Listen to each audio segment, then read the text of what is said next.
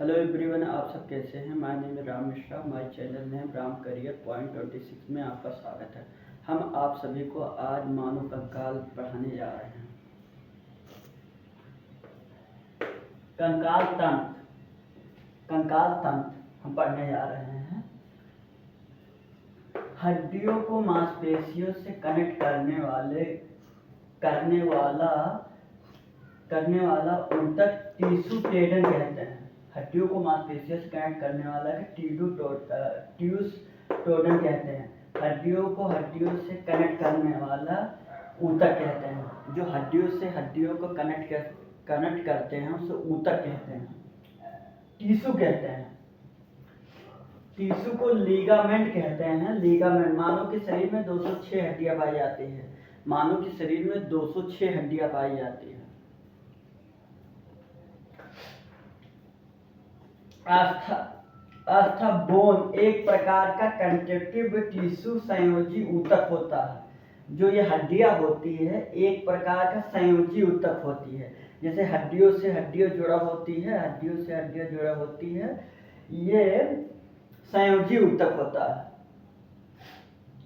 RBC और WBC का formation का काम करती है। आरबीसी जो रक्त नलिका होती है, आरबीसी और डब्ल्यूबीसी फॉर्मेशन का काम करती है। बोन्स अपने अंदर मिनरल्स को स्टोर रखती है। बोन जो हमारे हड्डियां है, इसमें प्रोटीन,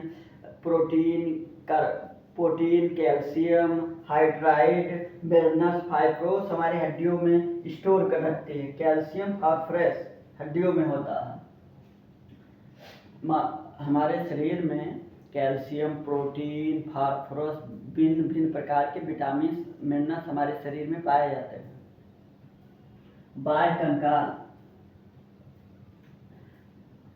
शरीर की बाहरी सतह पर पाए जाने वाले को कंकाल कहा जाता है। शरीर के बाह्य सतह पर पाने वाले को कंकाल कहते हैं।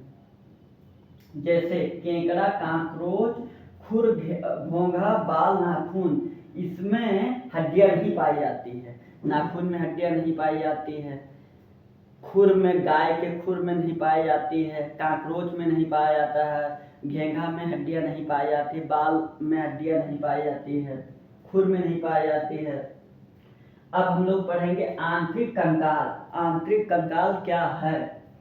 शरीर के अंदर पाए जाने कंकाल को अंत इंडो कहते हैं। यह मांसपेशियों के नीचे होता है। जैसे मानव शरीर के बाह्य कंकाल तंत्र, मानव शरीर का कंकाल तंत्र, उसमें वो नहीं पाया जाता है। यह मांसपेशियों के नीचे होता है। जैसे शरीर के आंतरिक अंगों की रक्षा करता है। हमारी कंकाल तंत्र शरीर के आंतरिक अंगों की रक्षा करता है। शरीर के आंतरिक अंगों की रक्षा करता है। सबसे लंबी हड्डी होती है फीवर, जो जांघ की सबसे लंबी जो हड्डी होती है, फीवर जांघ की हड्डी सबसे लंबी हड्डी होती है। सबसे छोटी हड्डी होती है स्टॉप्स कान की। सबसे हड्डी छोटी जो होती है स्टॉप्स कान की होती है।